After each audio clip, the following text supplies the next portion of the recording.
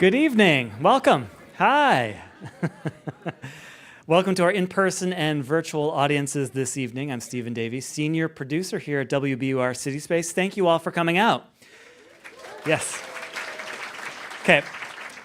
By a show of hands, how many pasta fans do we have tonight? Okay, good.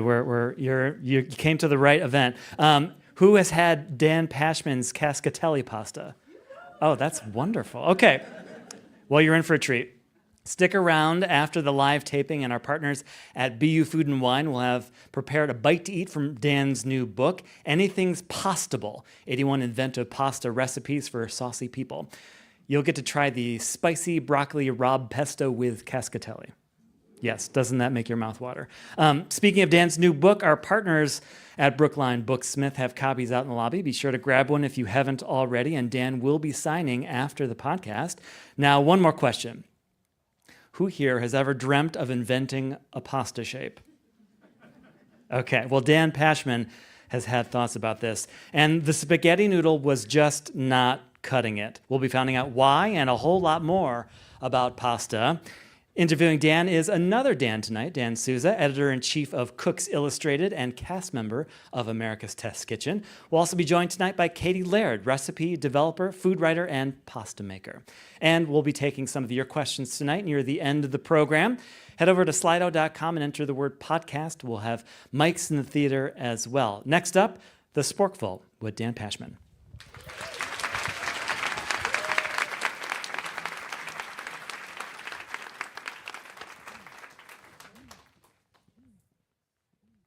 Hello, everybody. Hello, everybody. What do I say? Let me do that. Hello, everybody. Welcome to the show. Please silence your cell phones. You are a great storyteller, and you're a great writer, and you're very smart, but, you even say you're not a chef. I'm required by my book contract to have 75 to 100 recipes. Oh, my God. The 20th century is when Italians start eating pasta regularly, and... Wait, you're telling me that pasta wasn't a big thing in Italy until the 1900s? That's right. A lot of people, even in Italy, don't know about it. People must know about it. That's just discouraging.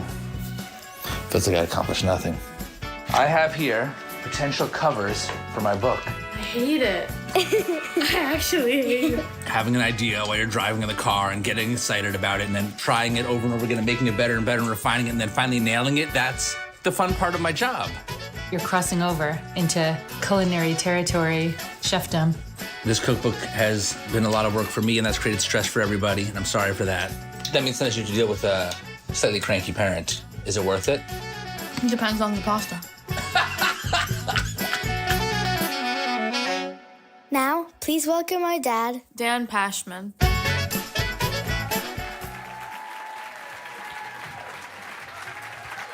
Hey, everyone. Thanks so much for coming out. Thank you so much. It's great to be here in Boston, where I spent a lot of my life, because my mom's whole side of the family is from the North Shore, Marblehead and Swampscott. Yes, and I went to Tufts University, so I spent a lot of time here. Let's go Bows. When I was a kid, when I was in Tufts, we said let's go Jumbos, but now the cool kids have abbreviated it. Let's go Bows. So anyway, it's great to be back here, and it's been cool. It's kind of like, one quick thing before I forget, because folks will want to know. I threw the culinary folks a curveball at the last minute. They were going to do the spicy broccoli rabe, but I said, it would be so great if we could do something hot, and so instead we're doing a cascatelli with vodka sauce with tomato achar. Which is also really delicious. Thank you to the folks at the culinary school who put up with my outrageous demands. So it's been great to be here in Boston the last couple of days, revisiting sort of some memories of my own career. I was at Tufts yesterday. I started with a radio show at Tufts at WMFO, 91.5 FM, WMFO. I had a radio show there in the prime time slot of 2 a.m. to 4 a.m. It was the last one available, and that was how I got it. But my friend Gabe and I hosted a show. It was Thursday nights into Friday morning. It was called After Hours with G Money and the Pashman. And it probably wasn't very good, but we had a lot of fun. At 3 a.m., we would open up the window and I do the 3 a.m. traffic report. and I would just stick my head out the window and be like, "There's a truck coming," and that was the traffic report. So that was cool. And then at the same time that I was at WMFO, I was also interning at 92.9 FM WBOS here in Boston. So I wanted to get an internship in radio. I knew I wanted to work in radio. And first, I got an internship at Maddie in the Morning, which was like a morning zoo, shock jock type show in Boston. And I went one day. I had to get there at like 5:30 in the morning, and I realized that I was the third intern. And the first thing they did was show me how to make coffee. And so I was like, this is not promising. I got home, I was feeling kind of discouraged, and I got a call from Robin Young, who at the time was the morning show host at WBOS, and she said, "Come intern for me, I'll give you real work to do." And I was like, great. And I was there. And I ended up interning for Robin for quite some time, even after I graduated. So it was very cool when just a few hours ago, I got to see Robin upstairs and tape an interview on Here and Now, because she now is the host, as I'm sure you know, of Here and Now here at WBUR and all across the country on NPR. So that'll air in 2 weeks or so. But it was super cool to see her and reconnect and talk about old times. I like one of my intern jobs was we did a concert at the band shell on the Charles River. What's the name of the band shell? Thank you. And my job as so it was like WBOS, Bruce Hornsby was the headliner, and my job as the intern was to curate the playlist that was going to play between the musical acts. But the most fun part of it was that the player, I had to burn CDs. I had to make mixed CDs, burn the CDs, bring them, but the CD player was on the stage. So I got to sit on the stage at the Hatch Shell and watch all the show, all the concert, and all Bruce Hornsby and all that. So anyway, whatever, cool intern moments. So let me think here. There's a couple of things I wanted to mention. So Becky, you already heard Becky say to turn off your phones. I'll be signing books afterwards. There'll be a table out there. And so I'll be here as long as, I'll hang out as long as it takes. I'll make sure everyone gets their book signed. Even if you already have a copy of Anything's Possible, remember that Mother's Day, Father's Day are coming up soon. It's basically Christmas. You probably have some gift shopping to do. So, pick up a few extra copies. And shout out to Brookline Booksmith, who's here selling the books. Support your local independent bookstores. What else did I want to say? Think of questions, buy books. There's going to be I'm doing a virtual cooking class with Milk Street in a few weeks. If you'd like to sign up for that, there's a link at sporkful.com/events. And you would probably all know Milk Street because they're based here in Boston, but anyone all over the world can participate. So we're going to cook some pasta salads from Anything's Pastable. So tell your friends about that. And also, I'm taking people to Italy in the fall. If you want to come to Italy and eat pasta with me, it's a link at my link tree, probably, I think. Yes. Okay. And at the very end, remind me to, you guys are in the front. You're in charge of reminding me to make a video of all of us cheering and everything before we disperse. Okay? All right. Did I get it all? I did? Okay. How do you know? You don't know what's on my paper.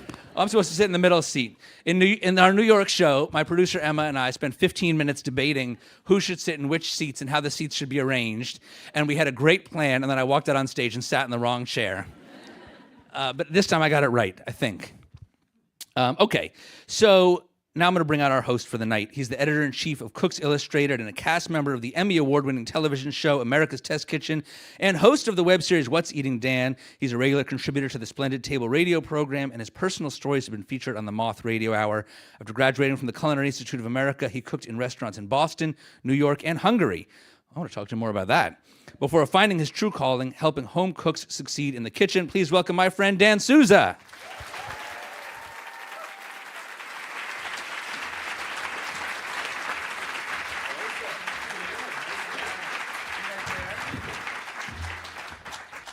I thought I was going to be in the middle seat. All right. So thanks for being here, Dan. Thanks for having me.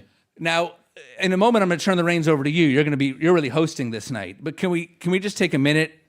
Well, actually, let's do the show intro first, and then we'll chat. Okay, that sounds great. Okay. So I'm going to do the whole. This is the Sporkful. It's not for foodies. It's for eaters, because this is a live podcast recording. And then when I say we're coming to you live from WBUR in Boston, it's going to be your job to cheer loudly. Okay. All right. We're rolling right here, Chris. Yes. Good. Of course. Yeah. The people here at WBUR know what they're doing. Okay. All right. This is the Sporkful. It's not for foodies, it's for eaters. I'm Dan Pashman. Each week on our show, we obsess about food to learn more about people, and we are coming to you live from WBUR CitySpace in Boston.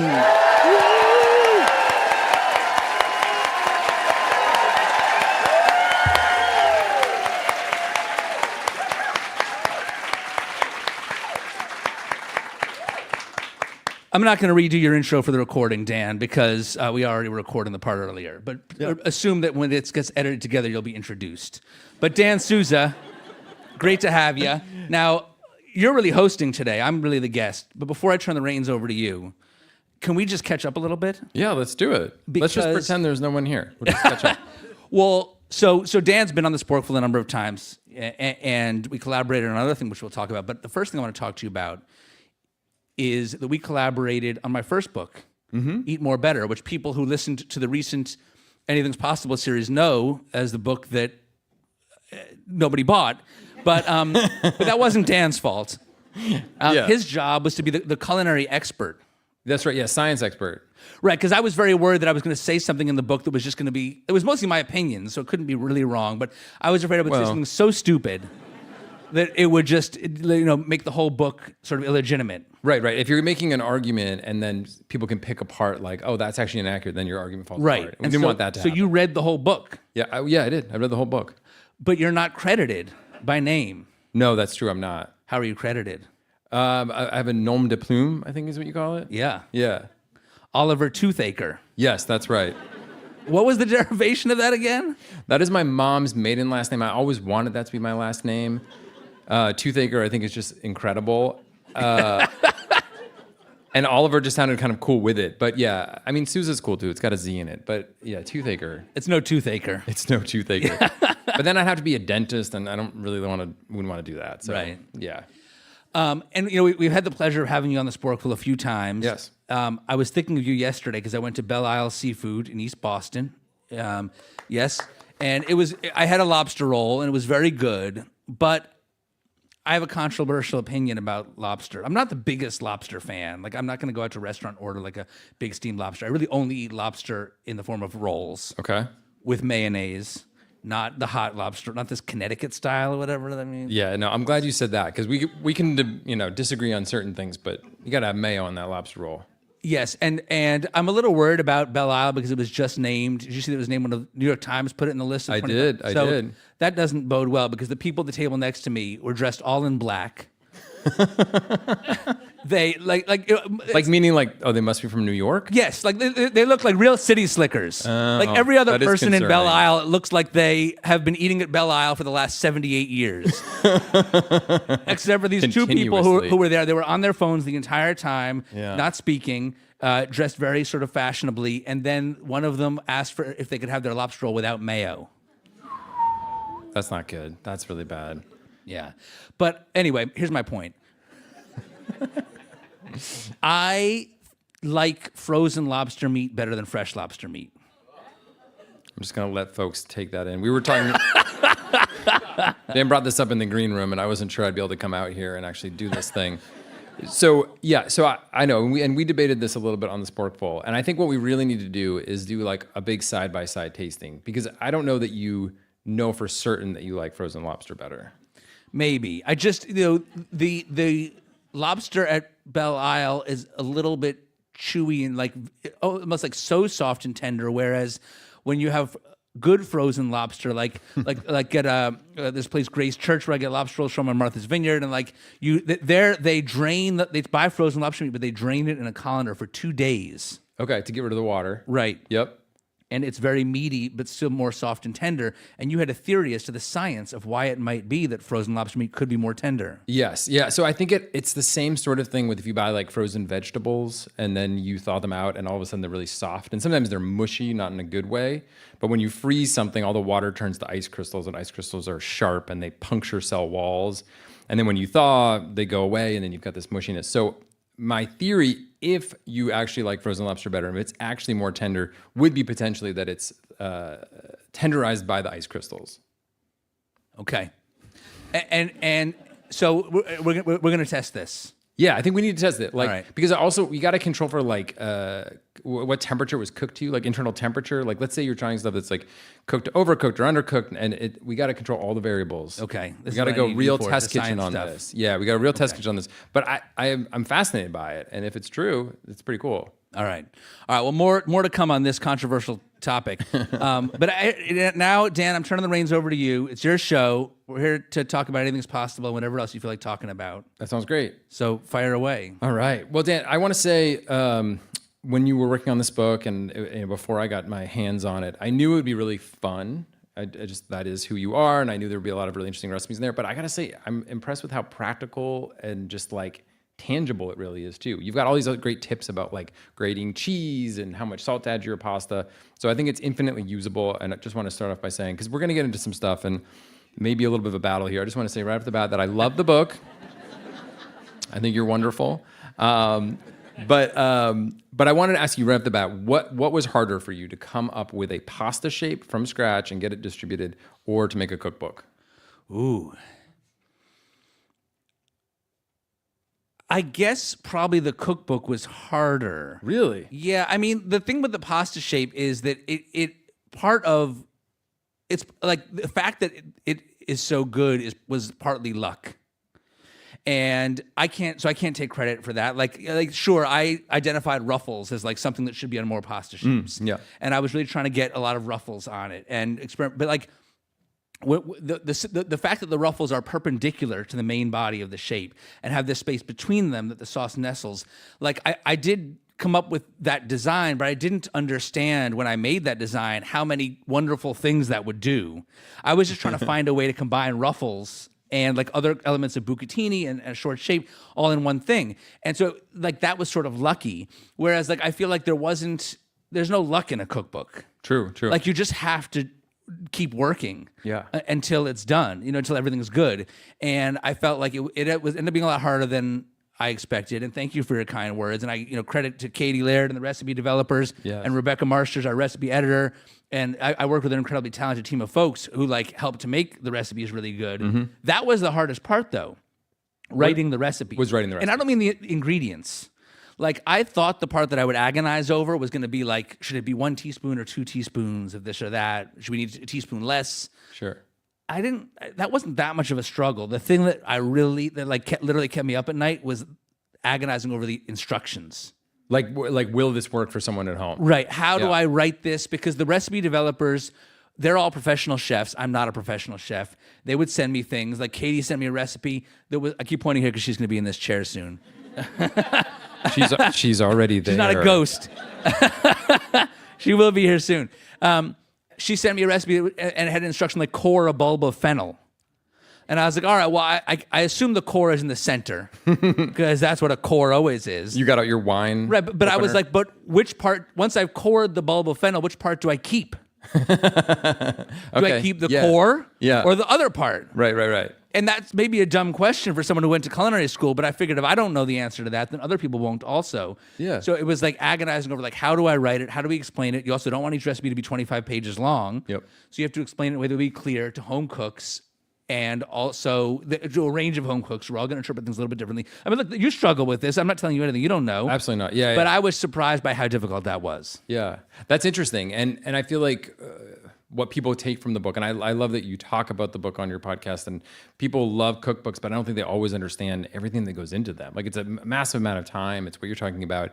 There's also the creative aspect of it, these ideas. Did the ideas, was that the easy part for you with coming up with these interesting combinations? I mean, easy is a strong word. It wasn't easy, but it was, I had a lot of ideas going in. Yeah.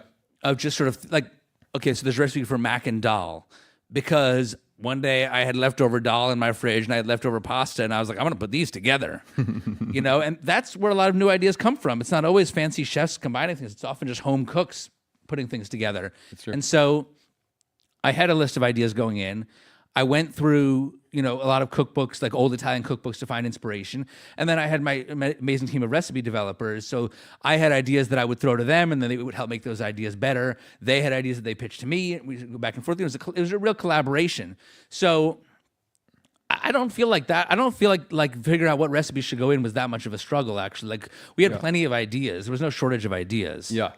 Okay, that's interesting. We had to just keep coming up with ideas until we had enough recipes for me to fulfill my book contract. Right. And then Which we stopped. was 75 to 100? Yes. And you got 81. So 81, went right in the middle. Although, depending on how you do the math, I could have counted much higher. We could have put, because like the jarred tomato sauce decision tree has, I think, 13 different outcomes, but each outcome might have like 4 different, if you want savory spice, there's like 4 different savory. So I could have counted that as 4. Sure. But I counted it as 1. Yeah. Because I wanted to under-promise and over-deliver.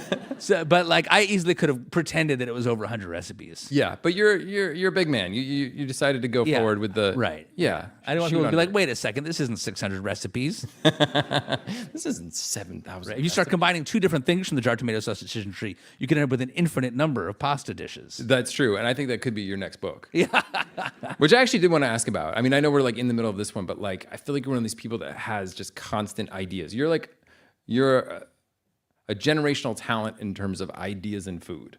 And I think you're always thinking about this stuff. So what's the next thing? I mean, I don't know that I want to give it away, Dan. It's still percolating. My wife, Janie, I said it to somebody, and then she was like, don't tell people what your next idea is yet. You can just whisper it. I'll tell you later. But I won't tell anyone. I mean, I have a lot of ideas, but it's funny. I was talking with a food writer just the other day at this event in Philly, and she just quit a job as a writer on a prestigious food magazine because she has a cookbook coming out. And she's like, I don't know what I'm going to do after the book comes out. I don't have a 5-year plan. And I was like, you don't need a 5-year plan. I think the idea of a 5-year plan is bullshit. Like, you don't know what you're going to want in 5 years or what the world is going to be. Nobody knows anything. So my approach has always been to just like figure out what the next thing is that I'm really excited about, and then just sort of sprint as fast as possible in that direction. Yeah. And then once you get there and do that thing, then figure out what the next thing is. I followed the same process in my career. I think that's really great advice. Yeah, the 5-year plan, no one knows that. And if you say you do, you're lying, right? Like you're joking. Right. And what good does it do to say that that's the plan? Because then you feel obligated to execute it. Right. Or you change course and then you feel like you somehow disappointed yourself or somebody. Yeah. Like there's no need for it. I totally agree. All right, so we've done some niceties at the top. I want to get into pasta shapes because I don't think I've ever shared this with you, but from the very start of this, I remember, I don't know when the first time I heard you say this, but you attacked spaghetti. And you've not just attacked spaghetti once, you've attacked it multiple times. There's a spread on page 151. If you have the book in front of you, you can look at it. And this goes back to one of your 3 tenets about pasta. So do you want to go over them real quick? You've got... Yeah, so these are my 3 criteria by which I judge all pasta shapes. And I want to shout them out. What's number 1? Forkability, yes. Sauceability and tooth sinkability. I'm not going to define them for this audience because I'll bet most of the people here know what they are. But, it's, how does it say on the fork? Okay, now I'm going to define them. For that one person out there, I don't want anyone to be left out. How well does it hold sauce, and how satisfying is it to sink your teeth into it? Yes. Those are my 3 metrics, Dan. This is a Brookline audience. They understand. You don't have to explain that to them. All right. So... And I understand that spaghetti for you kind of falls short on a lot of those. Yeah. A lot of those measures. One of them that I want to dig in on is the forkability. And I think this actually is going to jump back to lobster in a second here too, because so forkability, the way you define it as how easy it is to get it on your fork, right? And keep it there. You said you don't like to break down a lobster. You want to eat a lobster roll. Why is easy so important to you in food? Well, no, I don't love foods that require, like, I don't want my pistachios in a shell. But why not? Why not? Let's dig into that. It's just annoying. It's an annoying process. Like, I want to eat a mouthful of pistachios all at once. And am I going to start look, maybe someday I'll have like all this leisure time in my life and I'm just going to sit, cracking open pistachios. But to me, like that's like a retirement plan? Yes. Yeah. Okay. When I have a lot of, that's what I'm going to do. When I'm going to sit on a porch somewhere in my rocking chair and I'll crack pistachios. But right now, I just want them shelled for me, Dan. Yeah. I'm an impatient person. Yeah. Maybe that's what it is. But spaghetti, it's very hard to get the right amount of spaghetti on the fork, first of all. Most of the time you twirl the spaghetti and it's either going to be too little or too much on the fork. If you're able to get the right amount, there's probably going to be danglers, okay, which are going to smear sauce all over your face. All right. If you are actually, so like the number of bites you're going to get in a plate of spaghetti where you get just the right amount of spaghetti on the fork and it stays there without dangling or smearing sauce in your face, and it makes it all the way to your mouth. I mean, if you get 2 of those in an entire meal, you're somehow, like, you're otherworldly. Like, that's a huge success. And then you finish the spaghetti and half the sauce is still on the plate. Yeah, okay. Those are design flaws, Dan. As a man of science, you should understand that. See, so yes, I am a man of science. I appreciate that. I think that where it comes down to me is, so I like cracking pistachios. I love nothing more than like a pile of crabs on the table and you're breaking them open and eating them. And I feel like spaghetti, yes, it takes a little skill and a little bit of like effort to get that perfect bite on there. But when you get it, it's more satisfying. I guess you and I just find satisfaction in different things. To me, like, after having cooked the spaghetti and cooked the sauce and plated it, like, that was enough work. Okay, gotcha. Yeah. Now I want to just eat. No, you just want to eat. Yeah. You just want to get it in the mouth. But I hear what you're saying. Like, there's an artistry. I mean, are you a spoon assist guy? No. Really? Yeah, I just. So you're consistently getting great bites of spaghetti without a spoon assist. Yeah. I mean. Not every time, not every time, but I think I'm pretty good at spaghetti. Yeah, I think I'm pretty good at it. But no, so that was my entry point when you were like, I'm making a new pasta shape, and we weren't talking about this. I was getting this from the news and everything, right? Like ABC News, breaking. But no, you're making this new pasta shape. You hate spaghetti, and I'm like, where is this going? And so your cascatelli came out. And you were kind enough to send me a box. I don't know if you knew you sent me a box, but you sent me a box. I knew. And I was like, this pasta, I was like, no, I'm not going to like this. And I boiled it up, and I did it really simply. I just did it with like some olive oil and Parmesan and whatnot. And I ate it, and I really, really liked it. And that really annoyed me. It's really, really good pasta. And what I think is so smart about it is you have that bucatini effect, and you have the ruffles from the mafaldini and these angular shapes, and it really is so toothy. Like it's so satisfying to chew on. And I've since done so many things with it, and I was doing weird stuff with it before your book came out, and your book has just given me even more weird ideas. So you have actually changed my connection to pasta. Well, thank you. I mean, that's a great... Begrudgingly. Look, I appreciate that coming from someone whose work I respect and admire. That's very nice. And I think, but like I said, like, to me, the thing that I love most about cascatelli, aside from like the sauce between the ruffles is great, but the spot where the ruffle strip hits the main strip. Yes. Yep. That intersection cooks a tiny bit less than the rest of the shape. And the fact that it cooks just a little bit less, but not so much less that you have like cooked and uncooked pasta in the same bite would not be good. That's called the wagon wheel effect.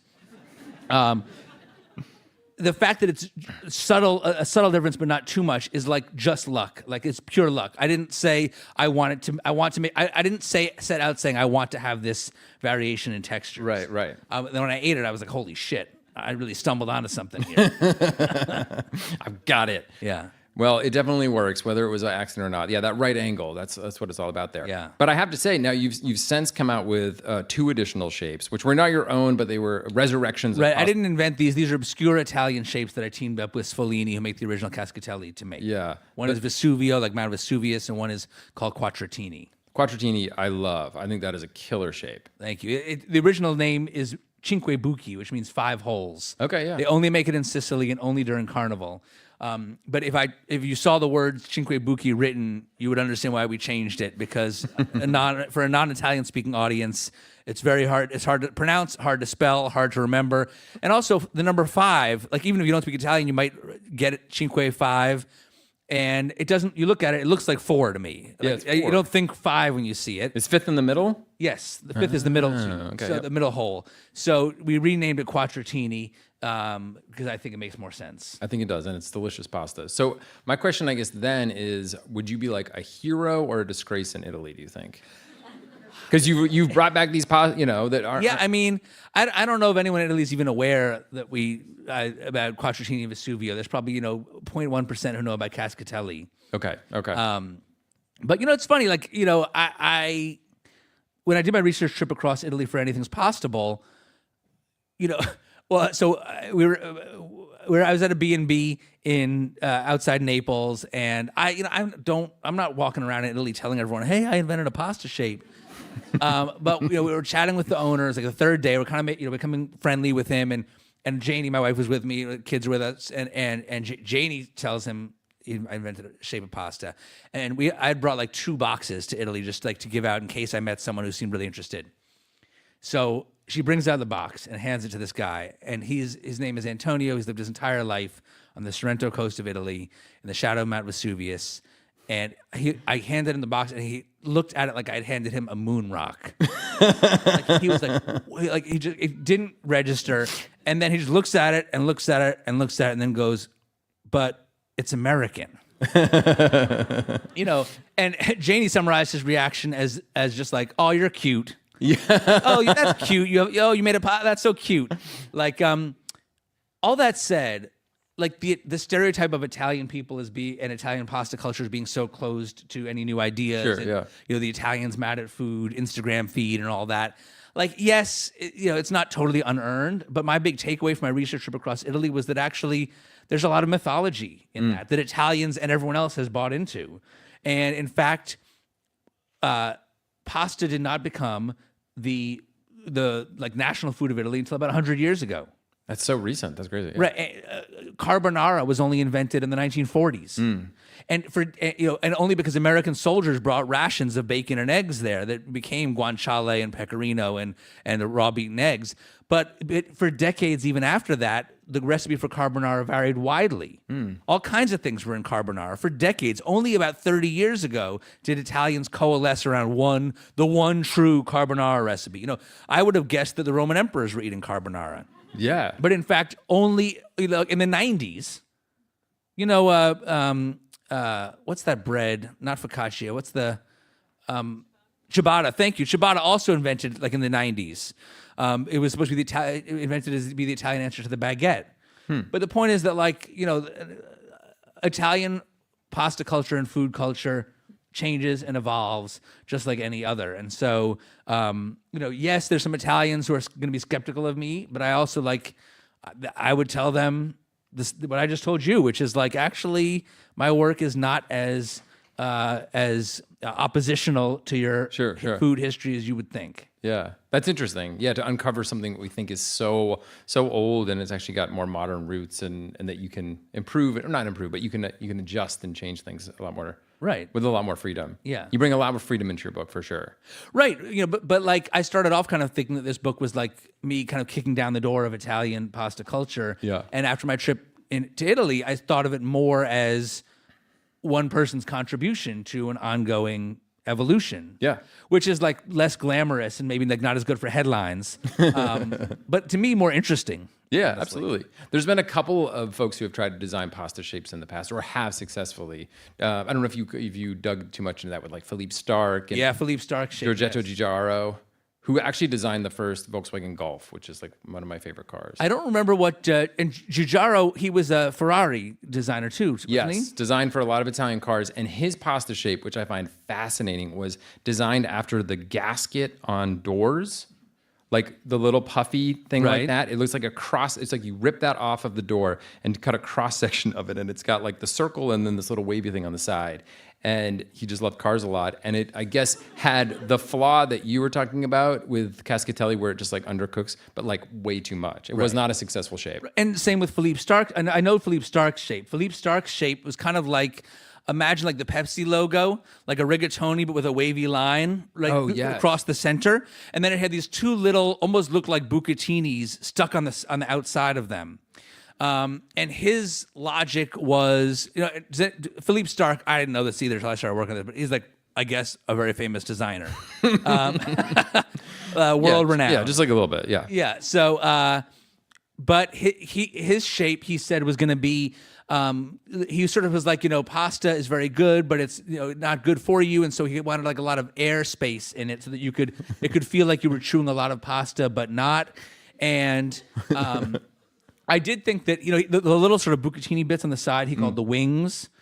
It's a cool looking shape, but it was the same thing. In practice, it wasn't very good. Yeah. And that was such a huge thing to me when I was making cascatelli. Like I could have 3D printed a single piece of pasta and put it on Instagram and just made it like a theoretical exercise. Sure.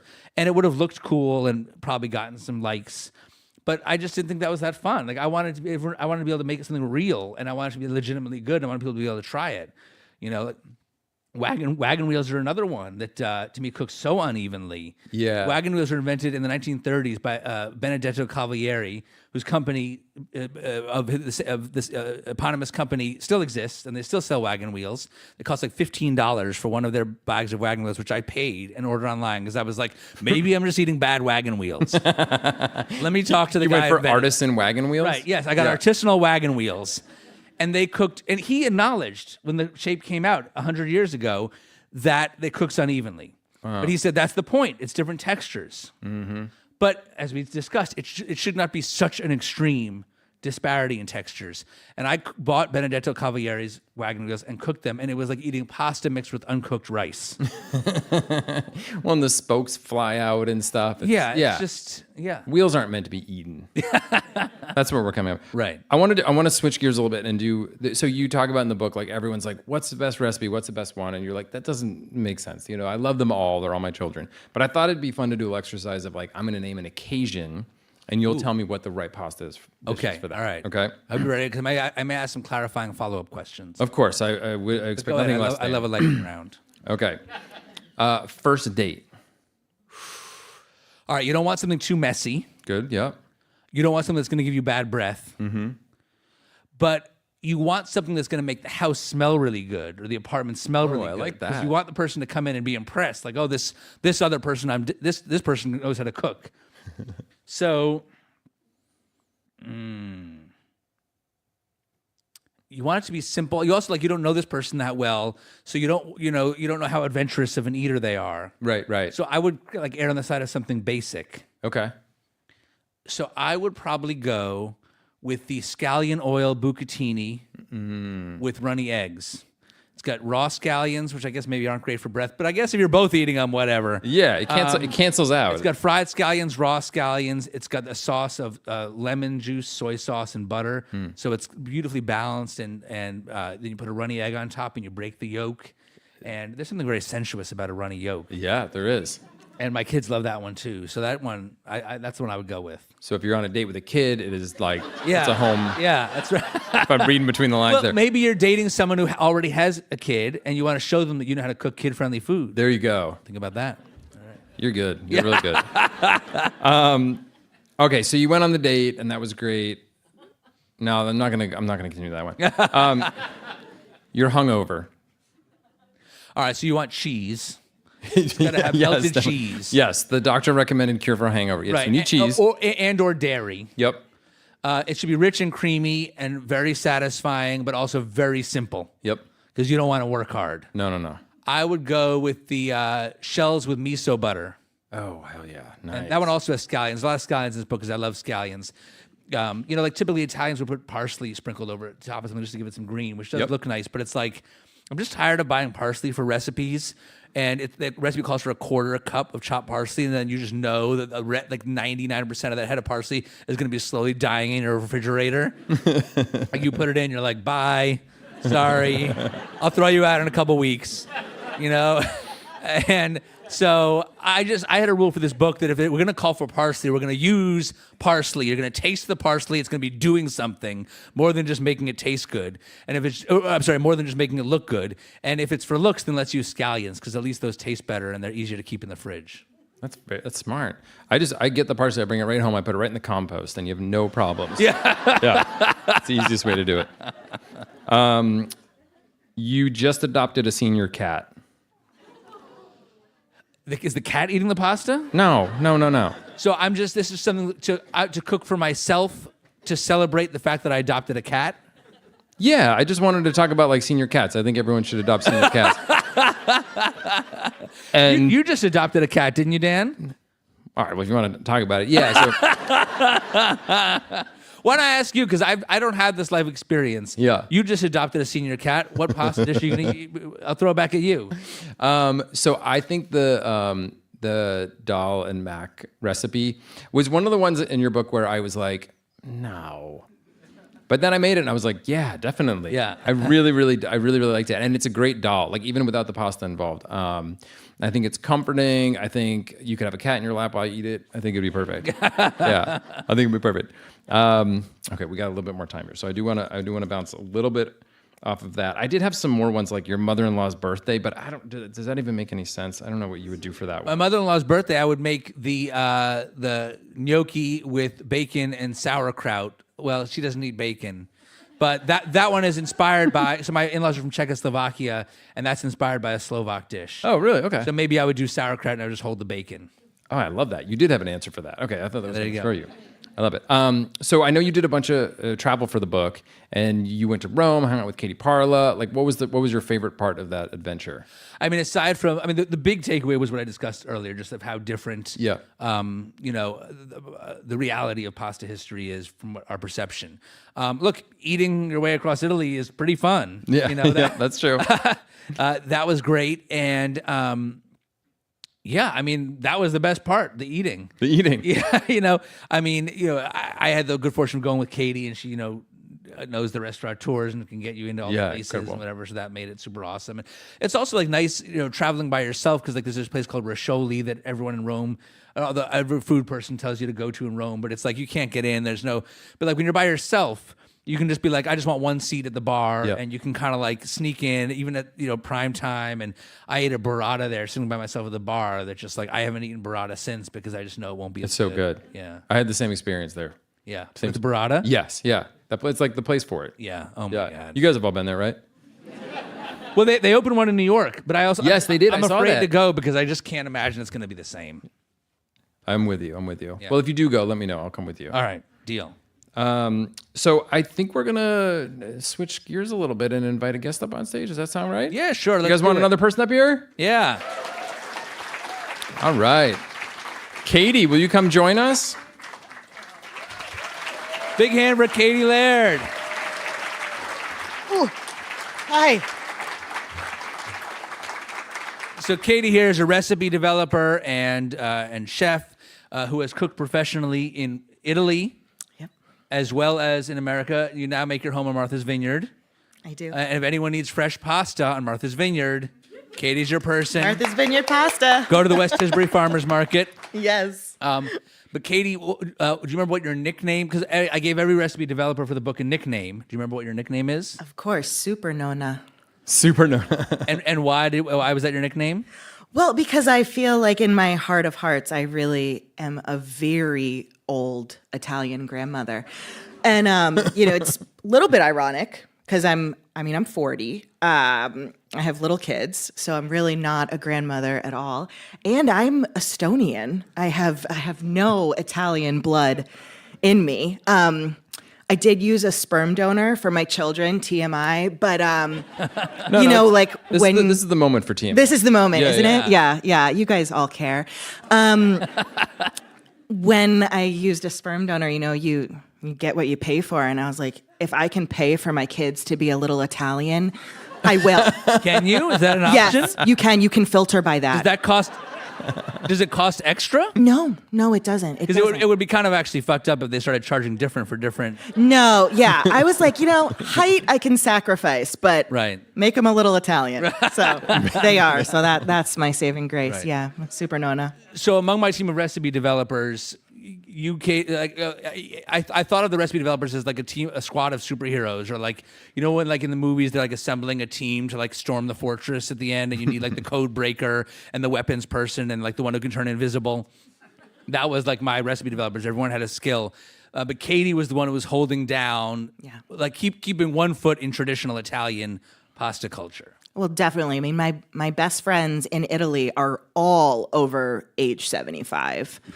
So like that is my crew out there in Puglia, and so I feel like that's just how I think about food is I think about these women who taught me, and none of them were trained chefs. You know, they were all self-trained grandmothers. And I arrived in a town in Puglia, and I said, I want to learn how to make pasta. So all the grandmas came out, and then I became known as that like crazy American girl who's looking for Italian grandmas. And they just came out of the woodwork, like in their Sunday best clothing. And they're like, here we are. And it became my crew. Yeah. That's amazing. Can I ask both of you then, why pasta? Why is pasta drawn? I mean, it's become this huge thing in both of your lives. You want to go first, Katie? No, you go. Yeah, I want to hear this. I mean, I stumbled into it, and I just, I the short version of why I did Cascatelli was that I wanted to tell a big epic story on the Sporkful podcast. That was the initial impulse, and I decided that I thought, what if I invented a food? That would be cool. And I was very influenced by this podcast Startup with Alex Bloomberg about him starting a business. And I thought, what if I started some kind of a business? I wanted to tell like a multi-part story on the podcast. What if I invent a food?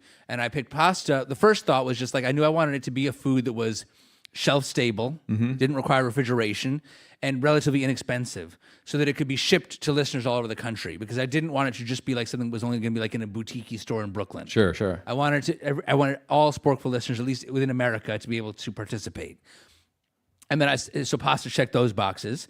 And then I was just like, I realized, thinking like I did an episode of the Sporkful on pasta shapes like way in the early days, like 2012.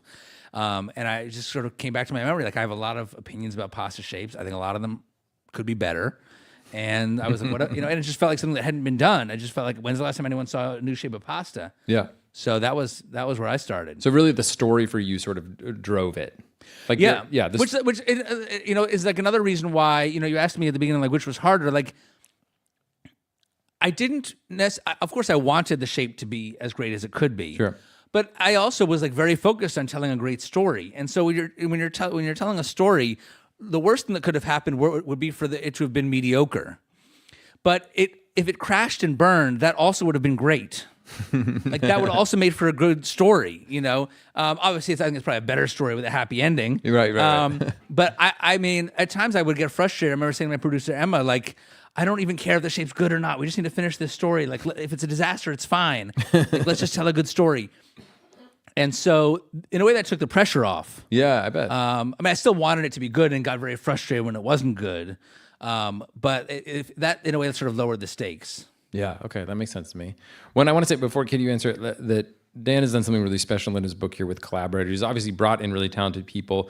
Many of them are Boston-based and in this room. But for every recipe that they contributed to, their name is listed right next to it, which I think is really awesome, giving people credit for their work there. So, yes, it's huge. Huge on that. I mean, it's been surprising to me that like people who know cookbooks better than I do, like that it's. I mean, like I'm happy to do it, but like it would have felt weird to me not to, honestly, because like all the folks who worked on this book made it great, and like it wouldn't have been nearly as good if it wasn't for them. So yeah, and you pulled some amazing talent. So Katie, what about you? How did you come to pasta? Okay, I mean, pasta is life, but other than that, I mean, I just grew up loving pasta. I grew up in a very Italian-American neighborhood in northern New Jersey.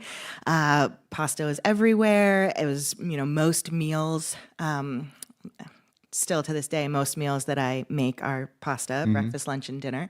But I really fell into love with it and, wanted to make it my career and significant other from the angle of the handmade aspect of it. So a very different angle from Dan, who wanted to make it, accessible to everybody and available and mass produced. I really just fell so hard for the shapes that are made literally by two hands and nothing else. Like, orecchiette is my true love. I learned how to make it, from these grandmas in Puglia. And I just think there's something so beautiful, romantic, about this idea of flour and water and two hands and many generations of tradition, and just like that's the story for me. And so it was really funny when Dan first contacted me. I was so psyched, to work on this book with him. And he's like, yeah, and so we're going to use all box pastas that you can find, at every grocery store. And I was like, okay.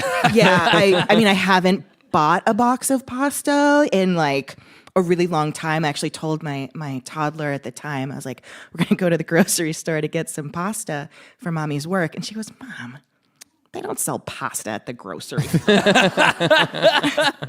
I mean, they do. Some people actually get it that way. So yeah, that's how I fell in love with it. And now, that I'm further along in my career, I finally am doing extruded pasta instead of everything by hand. So it's an evolution. But that's very cool.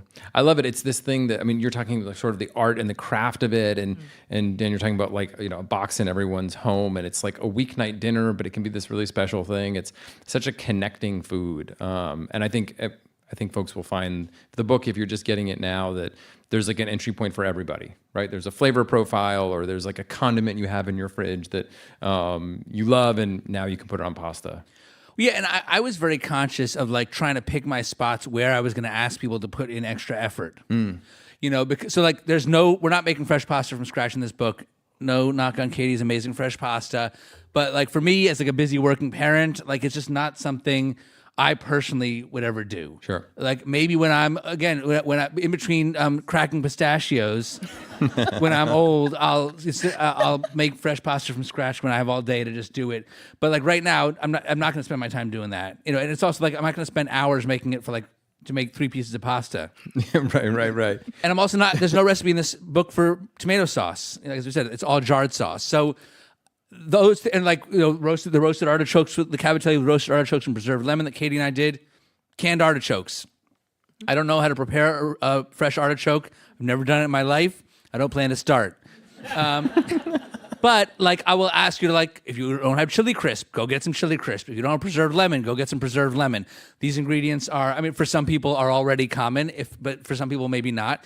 But that's where I'm going to ask you to make the effort is go buy that 1 or 2 ingredients that you don't have already. Sure. Make that the place where you put in the effort, and I'll make everything else as easy as possible for you. I like that. I'm picturing right now, Dan, like your retirement home, and you walk in and it's like stacks of eggs and flour for making pasta and all the pistachios that you've been saving up for the last 20 years. And you're just like, now I can finally get into it. You're going to do your reclining chair. Yeah. And then just work really, really hard for the last 20 years of your life. Just opening things and doing all that stuff. You're going to come over, you'll sit down, you'll have your cane, you'll sort of slowly shuffle over, you'll sit down in the armchair next to me. I'll offer you some pistachios. We'll sit there for 3 hours and eat 5. And we'll each eat 4 pistachios. And we'll still be doing the Sporkful then, right? That's right. You guys get to hear the whole thing. It'll be very slow. That's awesome. So, Katie, what other recipes? You did the cavatelli with preserved lemons. What other Katie Laird classics are in the book? Oh, wow. Well, actually, none of them are really Katie Laird classics because the whole process of making this book, or working on this book was so much fun because Dan really pushed some boundaries. No, I mean, there's nothing that I make on a daily basis that we did for this book because I do things, super simple and super classic at home. And so it was really fun to think about, for instance, one that comes to mind is the broccoli rabe pesto. That was really fun to work on because broccoli rabe is definitely my favorite vegetable, but I'm so in my own patterns of how I do it. And it's always just this, broiled broccoli rabe, tons of oil, garlic, and that's the way I eat it, And so it was really fun to think about okay, well, what else could we do with it? What's something we haven't done? And we came up with a pesto that is great on cascatelli, has an amazing color, and it was just such a great exercise. So that's just one example. Was there a moment, Katie? You can be honest now because the book's come out and it's good. But was there a moment where I pitched an idea to you or had a suggestion about an idea for a dish or a change to something that you were like, all right, this guy, what have I gotten myself into? Not really when we were developing. I do remember this moment when in our first conversation when we were talking and I was in my house on Martha's Vineyard and I was really pregnant and you said you mentioned the doll and Mac, the Mac and doll, and I just like. Oh no! I mean, I was just so pregnant, and had such aversions to things, and I was like, "Oh, I'm not your girl." I was like, no. I'm a white girl from New Jersey. I'm not doing a doll recipe. And I'm so glad that that recipe is in the book and was developed by the right cook. But yeah, I just remember that moment being like, oh no, I don't think I can do this. All right. Well, I've peppered both of you with a lot of questions, but we have a great audience here, and I do want to give a chance for others to ask questions. We call this section Q&A. And we've got a microphone here, so raise your hand and we will find you. And if you've got a question about, or you want to talk about why spaghetti's great or anything like that, you're welcome to. I see. Yeah, just Chris, be ready to cut someone's mic if they start going on too much about the merits of spaghetti. And please just tell us your name. Hi, I'm Brinley. I live in Winchester. I have a 3-year-old and a 4-year-old, so maybe this is a good question for Katie and Dan, too. My son's favorite pasta is square pasta, which is quattratini. He calls it the square pasta. Okay. And now I have to put Annie's mac and cheese powder on it to make it mac and cheese because he won't eat the Annie shapes. He must have the square pasta. It's very expensive for a toddler meal. And, I'm worried about his diet. So what else can I make for him that is quattratini but is, 3-year-old safe? But wait, what's wrong with the mac and cheese? He just wants something healthier? Is that what it is? Yeah, like now every day when he gets home from school, he says, are we having square pasta with cheese? And I say, some version of like, maybe. And his sodium's too. He has high blood pressure. Is that what you're saying? Yeah, just like I need like a little bit of variety, mostly for my own sanity too, because now I'm making that for him, and then my daughter likes jarred tomato sauce on hers, and it's just so I need something that's kind of like a crowd pleaser, but he tends to be like a cheese or butter guy. So any ideas? My kind of guy. What's that? I just said my kind of guy, but but you go ahead. Well, I'm thinking of the baked ziti that we did together, Katie.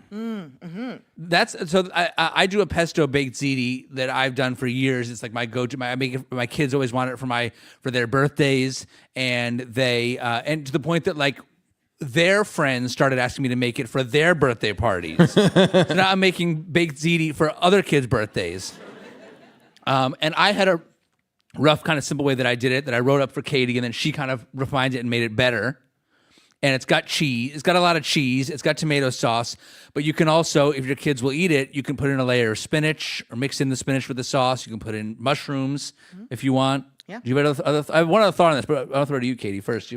So I have come up with, this exact scenario. I have a 5-year-old and an 18-month-old. And there's a long period of time where my daughter would request the pink pasta. And that is perfect for, busy working parents. It's a handmade pasta made with a beet juice that I squeeze the beets and make this like special fuchsia liquid. And then I make a fresh egg dough with it. I roll it out paper thin, cut out round medallions, and then stamp it with an octopus stamp that I had commissioned to be made for me in Italy and shipped out. And so she would only eat pink octopus pasta for about a year of her life. And so I was doing that literally every day.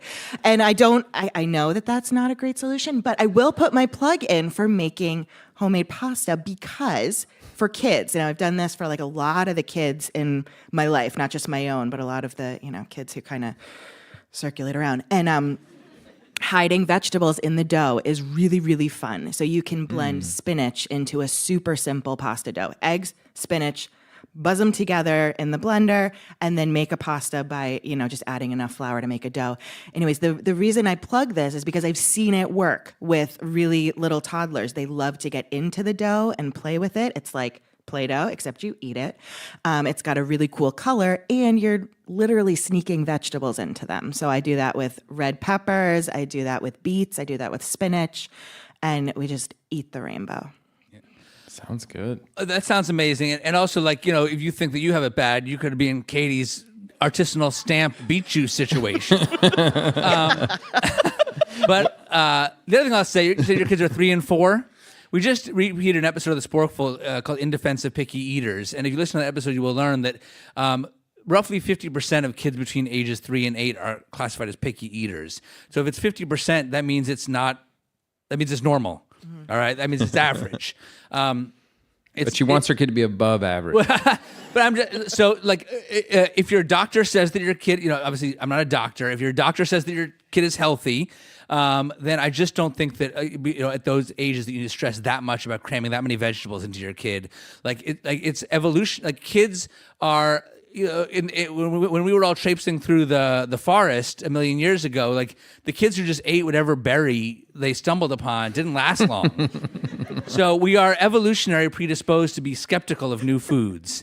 And it's very normal for kids to be skeptical of new foods. And research shows that it can take 30 to 40 tastes of a food before you acquire a taste for it. I didn't eat raw tomatoes or mustard or pickles until I was in my 30s. So it's fine. It's just like, don't stress about it. Like if your doctor says your kids are healthy, then they're probably getting enough vegetables. The number one thing you can do is just make them taste a vegetable here and there so that they can get to those 30 or 40 tastes a little bit sooner. And the other thing that will have a big impact on healthy eating habits over the long term is if you model it as the adult. So kids who see their parents eating healthy foods will be healthier eaters over time. But if your 3 and 4-year-old are not eating 10 servings of vegetables a day, don't stress about it. Thank you. Yeah. Right over there. Yes, ma'am. Hi, whoa, that was loud. I'm Mayan. I live in Cambridge, and I have a hypothetical question for you all. So you were at home, you were eating pasta by yourself. You have the option of the following utensils: fork, spoon, Dan also just for you a spork, chopsticks, or your fingers. Which are you going for? What's the shape and what's the sauce? Up to you. Well, No, the reason why I ask this is if it's a very tactile experience for some people and a very easy experience for others, you're having it at home alone. What have you made yourself for dinner? Also knowing that the utensil is an important part of your experience. I just don't think this is a hypothetical question. I think this has happened to her. Yeah. I do. I'm asking what did you choose? My answer is chopsticks because you can get the exact single thing that you want, or you can get several things at a time. Yeah, I like that. So I'm asking it more just where would you guys be at? What is your ideal boil of pasta to know which utensil you'd also be going for? To me, it depends on the sauce and it depends on the shape. If you were eating fregol la sarda in a broth, fregol la sarda, which is Israeli couscous, it's little tiny dough balls in a very liquidy, brothy sauce. You can pick up those little bits with chopsticks, but you're not going to get the broth. You're going to need a spoon. You're going to pick up the bowl and slurp. But I think cascatelli would probably be good with chopsticks because it's very not only forkable but chopstickable. But that'll be in the second printing of the book. That's right. Yeah. But I think that some pasta shapes are better with a spoon. If it's especially depending on if it's a very small shape, if it's a very saucy or brothy dish, then you want a spoon. So to me, I would usually either use a fork or a spoon. Katie, you've thought on this? Yeah, spoon is my most common utensil. I'll even do the long strands. I'll just cut them up and kind of arrange them on a spoon. I don't know if it's just, I never thought about it before. I guess that's really weird that I do that. But yeah, a spoon is I pretty much use it for all the time. A really, really big spoon. Yeah. Dan, did you hear that? She will actually put long shapes on a spoon even. Which considerably harder than a fork, even. That's right. That's impressive. I'm very, very talented. Very talented. We have an audience question that came. Let me tell you something. The folks here at WBUR, this is a world-class facility. I've never seen so much technology at an event. They offered us earpieces to talk in our ears. We got apps. There was apps you could use to send in questions. We got iPads up here. We get to keep these, right? Yeah. It's amazing. So we have an audience question that came in over the iPad here, and I want to throw this to you, Dan. Dried or fresh pasta, is one better than the other?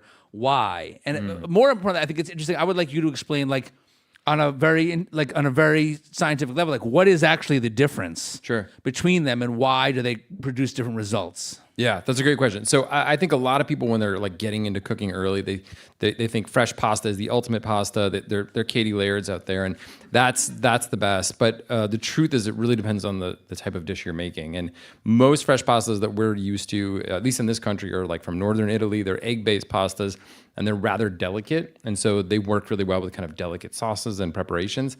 The dried pastas, which you see a lot in a lot of Roman pastas and things like that need a lot of agitation to form a sauce, to actually form an emulsion. If you try to do that with fresh pasta, it's not going to work. You're counting on the starch to come out of the pasta. You have fat in there, and then there's like a tossing in the skillet, which doesn't just look cool. It actually is really forming a creamy sauce out of like fat and water coming together. So in those instances, you want dried pasta, and the dish is almost built around it. Whereas, if you're doing a stuffed pasta or something like that, having it be fresh is really is obviously the way to go there. But so I think it really depends. I think it's like a mood thing. I think that's one of the beautiful things about pasta. You both have your connection to it. I feel like one time I heard it described, and I think this is probably a famous Italian cook quote that I just don't know who's attributed to, is pasta is like architecture for the mouth.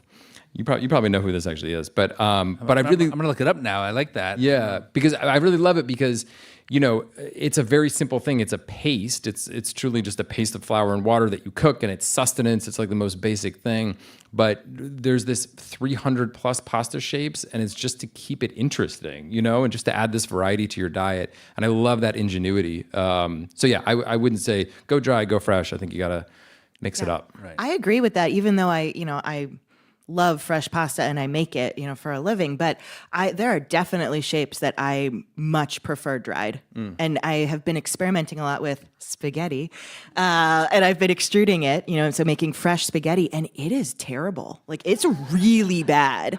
And, because so much about fresh pasta has to do with the curing process. So like after you make pasta, you actually do air dry it for a certain amount of time. And that amount of time is the curing process. And it makes all the difference of good pasta versus bad pasta. So there's so much more to it than like which is better, fresh or dried. Well, you can have really terrible fresh pasta, I've learned.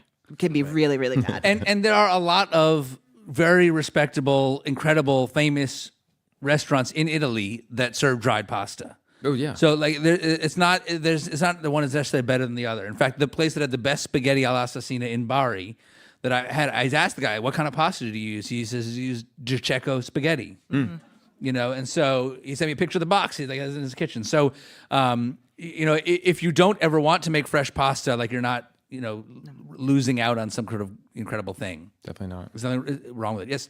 We have time for one or two more. We have one right here. Oh, right over there. I think the microphone's over there. Sorry. Hi. My name is Gina. This is really fun. Thank you guys for being here. Katie, you've inspired me because I also have two small kids. And I also have a KitchenAid pasta attachment that I haven't used in, let's see, my son is 6.5, so 6 years. But you saying like mixing in the veggies with the pasta sounds really interesting. And I also think that they would have fun like making the pasta with me. So thank you for that. I'm going to break that sucker out of the basement. But that being said, I have been chasing toothability for a long time when I make pasta. So I'm curious to hear from the science guy, the pasta inventor, and the, what's your nickname? Super Nona? Super Nona, yeah. It's like the beginning of a bad joke. Like everyone walks into They walk into WBUR.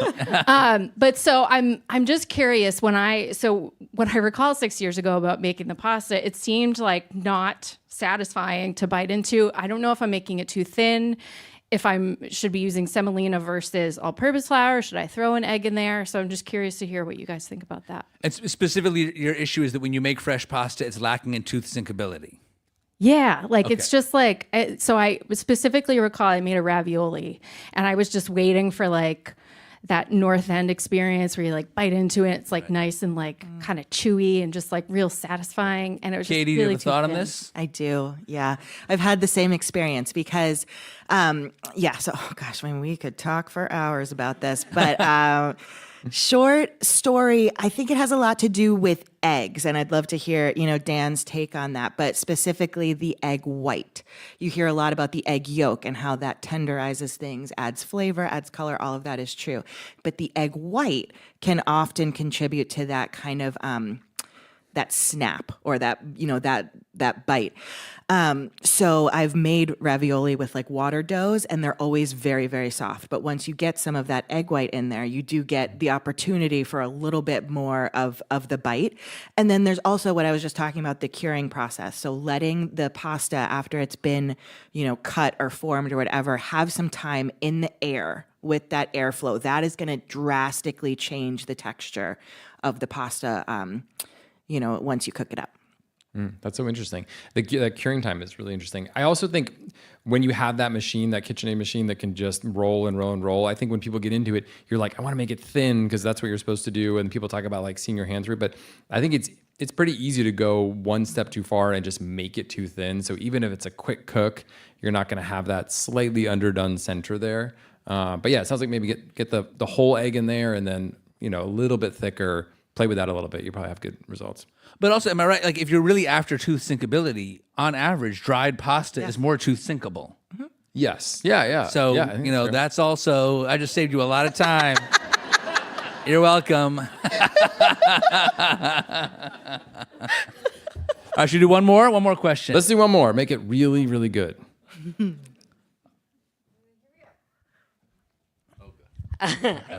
He goes, oh, God. I know. Hi, I'm Linda, and I just want to say that your dad has spent many hours shelling pistachios. This is my mom, everyone. Oh. So dad shells pistachios? Yeah, I know. Big man's, just like if he eats a whole lobster, he takes it all out of the shell before he starts eating He also it. unwraps gifts like without tearing the wrapping paper. But I just want you to know your future. Yeah. Well, but do you do that? No. No. Right. No, So, I shell and eat. right. But do you enjoy shelling pistachios? Yes, I do. Have you always? It's very therapeutic. Okay. I do. I find it. Same thing with eating a whole artichoke. Yeah. Oh. Yeah. I'm with you. Your name is, you're Linda, right? Yes, I am. Yeah, Linda. I think you and I are on the same page. Can I ask, did something happen with Dan as a young... This is like a perfect opportunity You mean here. like I dropped him on his head? No. Yeah, or like you dropped him and he landed on spaghetti and like got really upset at the spaghetti, anything like that? Oh, no. We have to talk about this after. Okay. I'll book some one-on-one time. Okay. We ate a lot of pasta growing up, but it was mostly like spaghetti, penne, basic pasta with jarred tomato sauce. Yeah. There were some pasta dishes my mom would make. I remember you made American chop suey for the Jewish holiday of Sukkot, which is not a traditional Jewish dish. It's extremely not kosher. But it's Sukkot is like this fall harvest, and you're supposed to build like a sort of little tent thing in the yard and eat outside.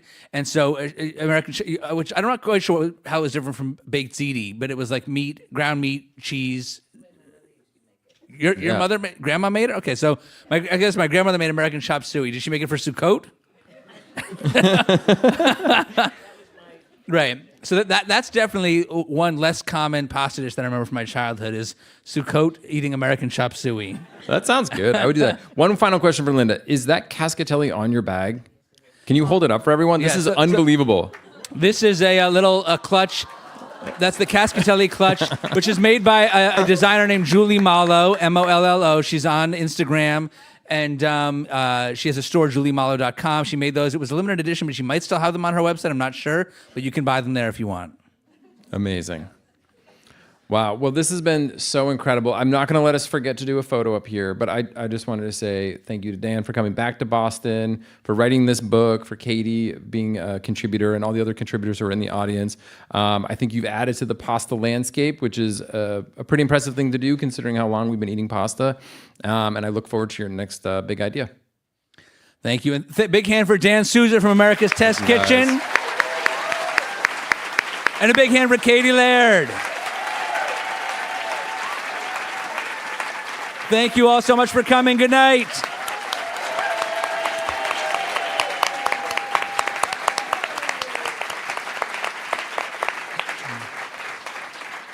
Thank you all so much. This has been great. We're going to do a quick video, like sort of pan of the crowd. So if we could please, Chris, maybe turn down the lights that are right here and turn up the house lights. And then what I'm going to need you to do, I'm just going to do like a start over here and go all the way this way, panning. So while I'm doing this, I need you to continuously be waving your hands above your head and screaming, which is a normal thing to do. And then I'll go out there and we'll hang out and sign books and eat pasta. Okay. All right. Katie and Dan, you guys get in. Oh, I get to be in it? All right. So you guys get in close. All right. So when I say go, you all start waving your hands and screaming. Ready? All right. Ready? And all right, go.